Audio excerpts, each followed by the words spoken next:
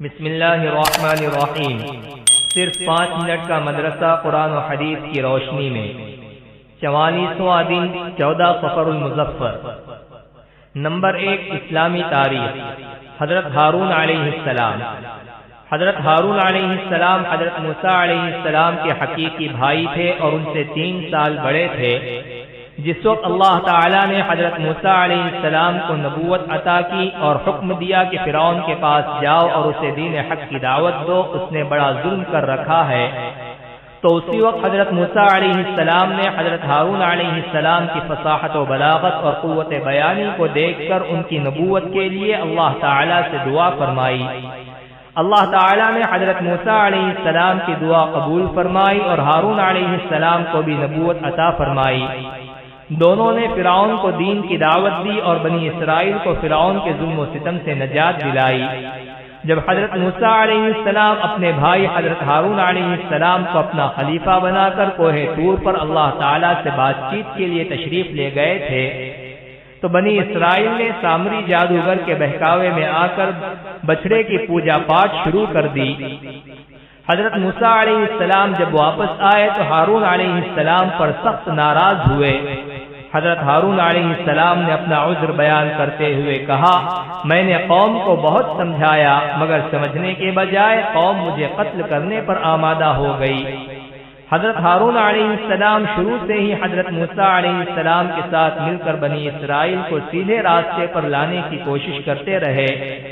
انہوں نے حضرت موسیٰ علیہ السلام سے 3 سال پہلے انتقال فرمایا۔ نمبر 2، حضور صلی اللہ علیہ وسلم کا معجزہ۔ جنگ بدر میں فرشتوں کی شرکت۔ جنگ بدر کے دن ایک انصاری صحابی ایک مشرک کے پیچھے دوڑ رہے تھے۔ اچانک اس انصاری نے کوڑے مارنے کی آواز سنی اور ایک گھوڑ سوار کی آواز بھی سنی۔ وہ کہہ رہا تھا، آگے بڑھو۔ اس انصاری نے اپنے آگے دیکھا تو وہ مشرک چت پڑا ہوا تھا اور اس کی ناک اور منہ پھٹ چکے تھے۔ اس انصاری صحابی نے رسول اللہ صلی اللہ علیہ وسلم کو واقعہ بیان کیا تو آپ صلی اللہ علیہ وسلم نے فرمایا، تم نے سچ کہا، وہ تیسرے آسمان کا فرشتہ تھا جو ہماری مدد کے لیے آیا تھا۔ نمبر 3، ایک فرض کے بارے میں 5 نمازوں کی پابندی کرنا۔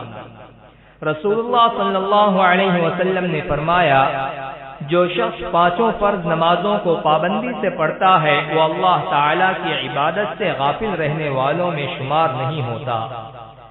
نمبر 4، ایک سنت کے بارے میں کتے یا گدھے کی آواز سن کر یہ دعا پڑھے۔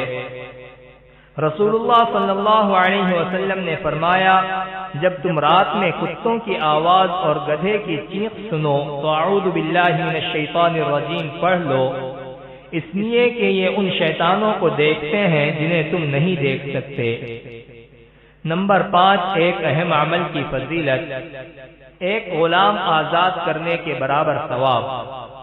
رسول اللہ صلی اللہ علیہ وسلم نے فرمایا، جس نے کسی کو دودھ والی بکری یا روپے قرض دیے یا راستہ بتا دیا تو اسے ایک غلام آزاد کرنے کا ثواب ملتا ہے۔